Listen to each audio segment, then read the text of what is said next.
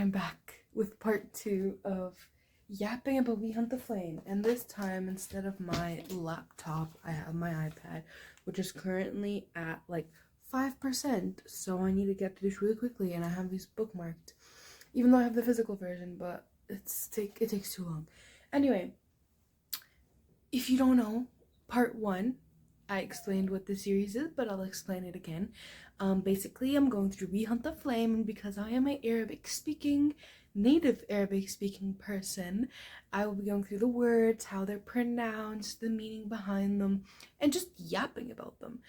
Part 1, I did names, and now that I've gotten to the second book and I'm about halfway through, I will be doing the new names of the new characters in this book at the end of the video.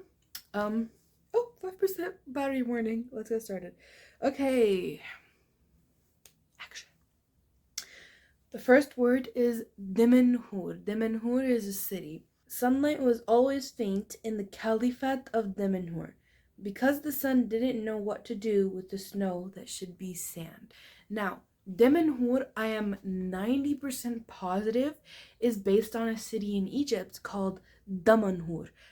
I know this city. It's not that big of a city. It's not a touristy city. Non-Egyptians don't really know it. That sounds wrong. People who aren't Egyptian don't really know it. Like, people who aren't Egyptian will know Cairo. They might know Alexandria. They might know Luxor. They might know...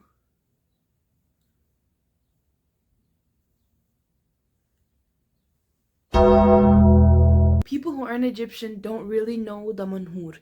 They might know Cairo. They might know Alexandria. They might know Luxor and Aswan.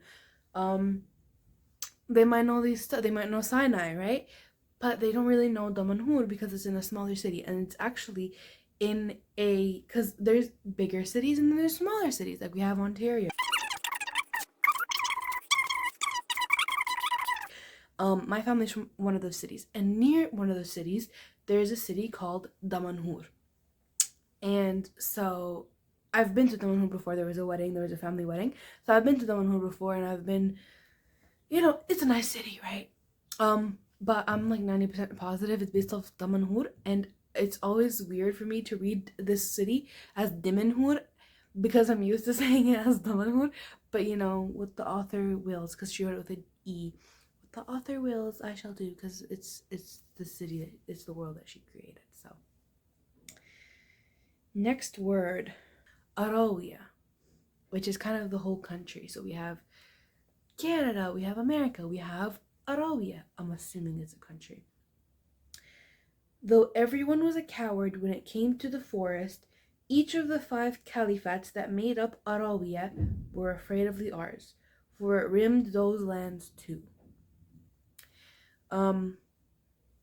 I'm just talking about the pronunciation here. I don't really know any history behind the word. Maybe there is history behind the word. Like, I didn't know there was history behind the name Benjamin in part 1, but I discovered that there was. There probably is a history behind the word Arawiya. Maybe I'm right, maybe I'm wrong, but I don't really know. It's pronounced Arawiya. This is a pretty well-known word. If you're not Arab, you still might know it. Yalla, yalla. It means like, yalla, let's go. Yalla, yay. Yalla. It means multiple things. It's interchangeable. Yalla. Next word. Sultan. Where is it? Zafira didn't know whether the Sultan had really sent for her, or if so, why. Sultan is like the Arab version of a king. That's all I really can think of to say for the word. Layl. Layl, the capital of Sarasin. I'm sorry.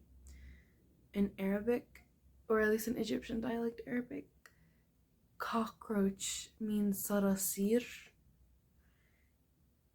And it didn't come into my head when I was reading this in my mind, but now that I'm saying it out loud, Sarasin, Sarasir, I'm sorry. Layl, the capital of Sarasin, was crawling with armed men in turbans of azure. I probably pronounced azure wrong. Forgive me if I did. Layl means night.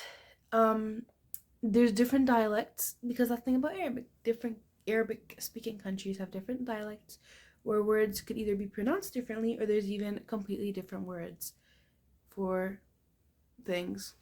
Layl, Layl, like in Egypt we say Layl, like that. Layli, I need to know. Next, Sukkar, I think is the next word. Yeah, Sukkar. Sukkar is her horse.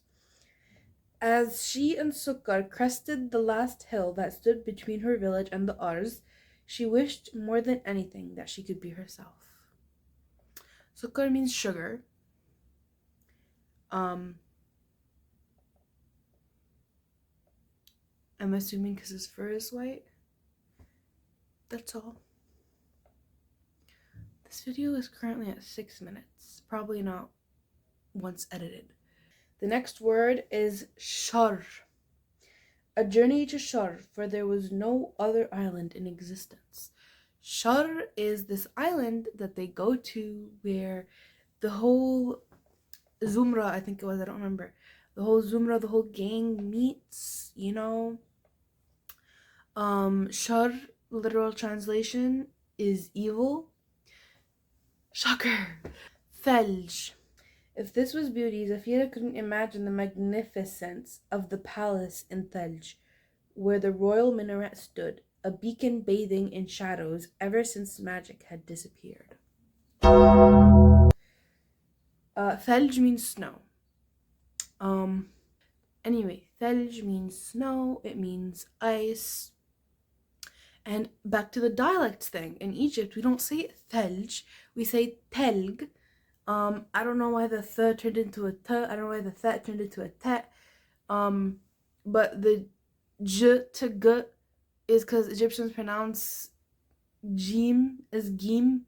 So most words that have the jim in it is pronounced as a gim. So instead of telj or thelj, it's telg. And you say it for both snow. Like if there's snow outside, oh, fi telg barra. There's snow outside. If like we want ice in our juice, oh, روحي هاتي التلج من الفريزر. Go get the ice from the freezer. Anyways, I'm at 4%, so let me be productive. Now, we free the stars. Back to the words. The first name, there's 2 new people. There's probably more that I don't remember. There's 2 new people introduced in We Free the Stars by Hafsa Faisal.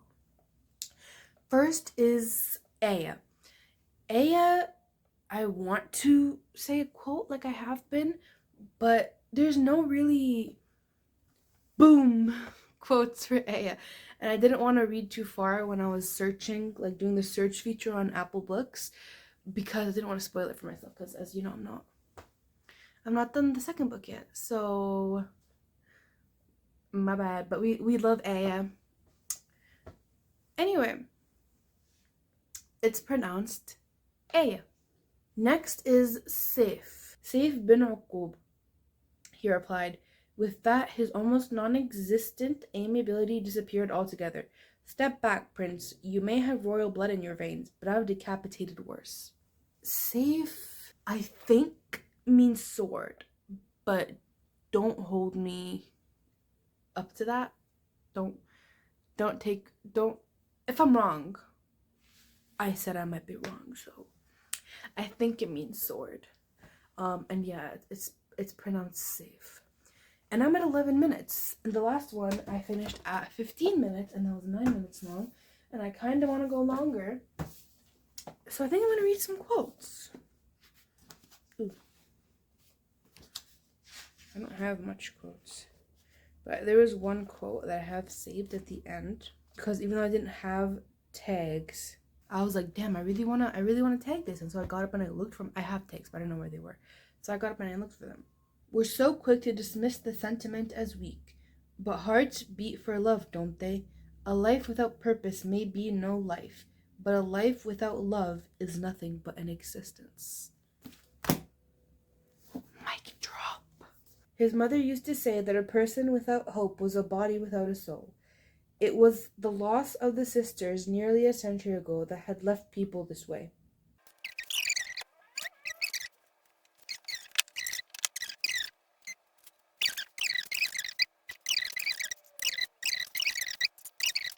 I think I'm gonna call it a day. I said I'm gonna call it a day like 5 minutes ago.